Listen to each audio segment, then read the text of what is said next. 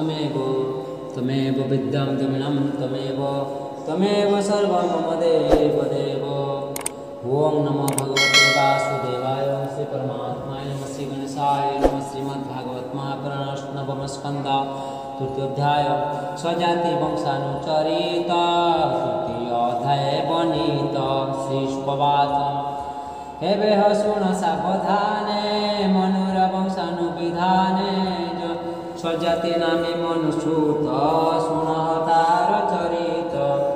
स्वभावे ब्रह्मिष्ठ होइला अंगिरा जोगे शिक्षा देला सुकन्या नामे तार कन्या होइला रूपे अनुपमा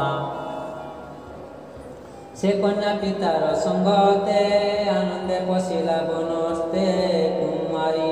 5-7 संगे बने बुलई अति रंगे से बने भुगुर नंदन तपसी नाम जीवन से बने निश्चल वासने बसई मुनि जग ध्यान बसिला अनेक बरस रहिला अस्थि चर्म शेष बल्मिक कीट तार देहे मुख ढांकिले मूर्तिकाय बल्मिक कूद प्राय दिशे केवल नयन प्रकाशे एमते राजकन्या गला जीवन निकटे मिला बल्मिक कूद मध्य भीन दिशय मुनिक नयन अद्भुत बेनी ज्योति चाही सुकन्या मने विचारोई ये तो सुंदर ज्योति दिशे तेजे तिमिर बने नाशे हेमंत मने परिमाणी कंटक वृक्ष कंटाणी से बेनी ज्योति कला खेत तत्क्षणे श्रविला रकत बल्मिक मध्य शनि विबहे धारा दिशई मुनि देहे मुनि के अपराध कला शुण हे अभिमनु बला तत्क्षणे राजार संगते अपर लोक थिले जेते सर्वे हईले अपराधी हईला मूत्र द्वार रुधि सुकन्या संगे कन्या जेते थिले जे राजार संगते केही न पारे मूत्र करी कांदती मूत्र द्वार धरी सर्वे करती हाकार शुणी स्वजाति नृपवर अद्भुत चाहे सर्वजन कन्या को बोलती वचन तुझे बनस्ते बुलुथिलु कहतु कि चरिलु से कर्म बोलती बा व्याधि रहिला मूत्र द्वार रुधि सर्वे मरिबाए जणी सुकन्या कहे साता शुणी भता तो बल्मिक उपरे ज्योति जुगल देखि करे अद्भुत प्राय मुनि कंटक वृक्ष कंटाणी बेदिले से ज्योति अद्भुत तत्क्षणे सबिला रकत ता शुणी नृपति बेगे मिला बल्मिकीर आगे संभ्रमे बेनी कर जड़ी कहे बल्मिक तले पड़ी भीट बल्मिक देह रुधिर बहे पिपाक मुतर कली अपराध तजति कन्या कला वेद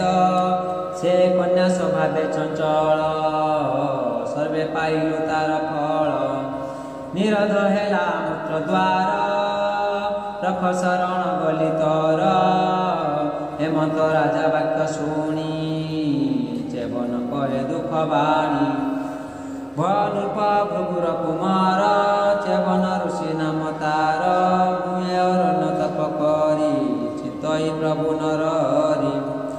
आसने बसिली निश्चल हेमंते गला केते काल बल्मिक कीट मो शरीरे मांस रुधिर बकी करे मूर्तिका महर उपरे मुखे आछादि निरंतरे देह भकिले स्वाद रसे केवल अस्थिर रहे से हेमंत मुनि मुख शुणी चरण पड़ी नृपमणि धरिण मुनिक चरण बलई कर परित्राण हे जे सुकन्या मधुलणी हे तुमर घरणी सत वचन ए महर एथको साक्षी दिवाकर हेमंत राजा मुख शुणी चेबन कहे मंजुबाणी हे जेबे सतवाक्य तोर सबु सबु सकल मूत्र द्वार शुणी से चेबन वचन फिटिला मूत्र निरधन सर्वे लभिले परित्राण देह परीक्षित शुण मुनि की कन्या दान करी राजा चलिले निज पुरी निज जनक संगे मिशी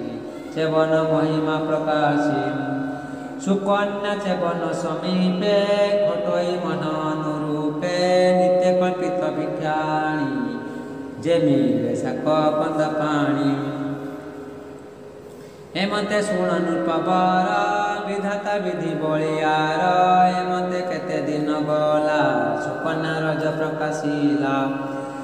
से दिन प्रभातर काले अश्विनी कुमार मिले मुनि की नमस्कार करी बसिले आसन आवरी चेबन उठी मन तसे अश्विनी कुमार पासे पादाज्ञ चरण पूजिले अनेक स्तुति वाक्य कले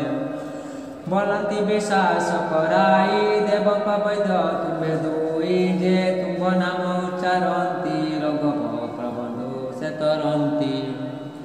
देखो ए मोहर शरीर जरा अवस्था जर जर सजाति कन्या मते देला भाव प्रभाव भाव न जानिला देखो ए कन्या पतिव्रता एहा पुओ बरदाता ए बुद्ध दुख मोर हर जुबा बयस मोर कर मो पुणी तुम उपकार करिबे यथार्थ व्यवहार तुम्हें जे देव वेदत से लभम समर्थे यज्ञ मु तुमको बरीबी आनंदे यज्ञ भाग देवी जकी करिब महर जुबा शरीर मते कर हेमंत मुनि मुख शुणी अश्विनी सुते मने गुणी बोलती मुनि मुख चाही ए कथा अन्यथा नुहई आंबर संगे सिद्ध हृदे स्नान कर प्रमादे हईब अमर स्वरूप पथे मंत्र बल देख ता शुणी चेबन आनंदे बेगे पशिले सिद्ध हृदे तिनिहे हस्ते हस्त धरी जले बुड़िले बोली करी हरि तत्क्षणे करूप होई उठिले कन्या मुख चाही कि अबा देवा पटांतर रूपे रूपे मोहिले सुर नर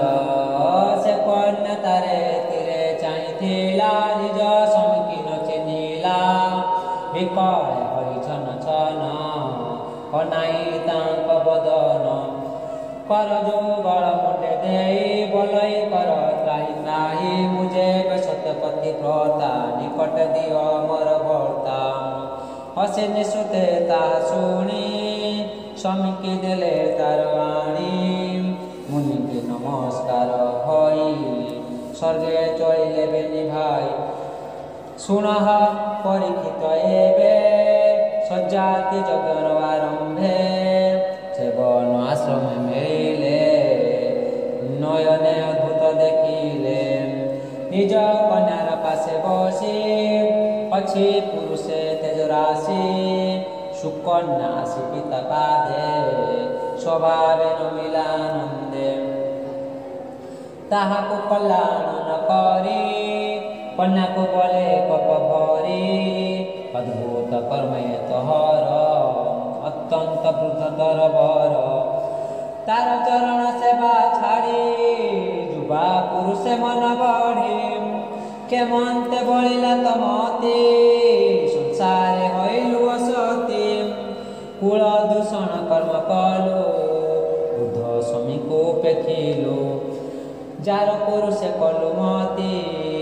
बड़ तहर नीति उभय कुल कलु नाश पर पुरुष तो विश्वास हे कर्मे पिता पति वंश नरक कराइलु बास हेमंत पिता वाक्य शुणी हसी बोलई ता दुल्हनी भोता तो भ्रांति तू न कर एहिटी मोर निज बर हेमंत पितार व्रते सर्व कहिला पाते जेमते सर्ववेद आसी सुंदर कले जले पश्चिम वृद्ध को जुबा रूप कले रथ रही सर्गे गले हेमंते कन्या वाक्य शुणी अति आनंद नृपमणि तत्क्षणे दुहिता वचन अद्भुत शुणी से राजन अति आनंदे मद भरी निज दुहिता कल करी तत्क्षणे निज पुरे गला शुण भीमनु गला निज भुवन नृपमणि सेवन मुनि गृहे आनी आगम निगम उपते यज्ञ से कला बहुमते सेवन वाक्य यज्ञ तार मिले अश्विनी कुमार तांकु सम देवा बेले इंद्र मिला यज्ञशाळे वज्र चाई कप भरे निषेध कला मंत्र स्वरे ता देखी सेवन उठिले इंद्रर वज्र स्तंभिले मारि न पारि वज्र कपे इंद्र शरीर क्रोधे कंपे बोलई मुनि मुख चाही एक था उचित नुहई जोगे हाँक भाग नाही आहुति देव काई पाही सेवन बोले इंद्र चाही सत्य जे करिअछि मोहि ए जाऊँ जुबा कले मते आहुति देवी यज्ञते यज्ञरे शेष भाग पाई सन्तोष हेबे बेनी भाई व्याधि नासिबे यजमाने मन्ते जेवन वचने तो सहैला सुरनाथ मुनि छाड़िले तार हस्त सेदिन सर्वदेवे यज्ञे तांकु स्थापिले अनिर्भागे शेषे से समभाग पांति एबे हो शुण नरपति हेमते यज्ञ कर्म फले पुत्रे जन्मिले राजा कुले अति सुंदर अनुपम शुण पुत्रंकर नाम उत्तान बरहिया नर्त तृतीय भूरी सेन जात स्वजाति पुत्रे महातेजे प्रजा पाइले शुभे राजे आनर्त नामे मधुसूत शुण तांक चरित से नित्य हरि सेवा करे ताहार पत्नी रौदरे रेवत नामे पुत्र जात हईला अति बलवंत समुद्र मध्य पुर खोला ता नाम कुशस्थली हेला देला से राज्य बसी दिना केते भगव भुंजिला मन सुस्ते नित्य से विष्णु को चिंतई ताहार शत्रु नाही केही ताहार 100 पुत्र जात ताहांक मध्येश्वर ज्येष्ठ व्रत कपुनी नाम तार होय इंद्र कपई जार होय रेवती नामे कन्या तार सुंदर नाही पटांतर से कन्या घेनी अति दुखे आसी मिलिला ब्रह्म लोके भूमि रे नृपति कुमार जेते मिले ताकू बर ताकू न देला प्रश्रेष्ठे मिलिला ब्रह्म निकटे से ब्रह्मा घेनी महाजन करई विष्णु को कीर्तन जणे रहिला ताकू देखी से धाता कीर्तन उपेखी तत्क्षणे ताई ता बदन बोलंती मधुर वचन के पाइलु ब्रह्म लोके कन्या घेनी मन दुखे ब्रह्मा वचने दंडधारी चरण नमस्कार करी बोलती दुख भरे हे कन्या देवी क्यों बरे कथा राजा मुख शुणी हसी बोलती कुश पाणी अद्भुत कथा तोहर भूमि रे न बरिलु बर जा कथा हईलु तू कही भूमि रे ताक वंश नाही ब्रह्मांड मध्य काल पळे अनेक जुग बही गले जे पुत्र नाती तांको थिले कालर बळे नाश गले से गोत्र नाही रवि तळे शुण हे जेते जुग गले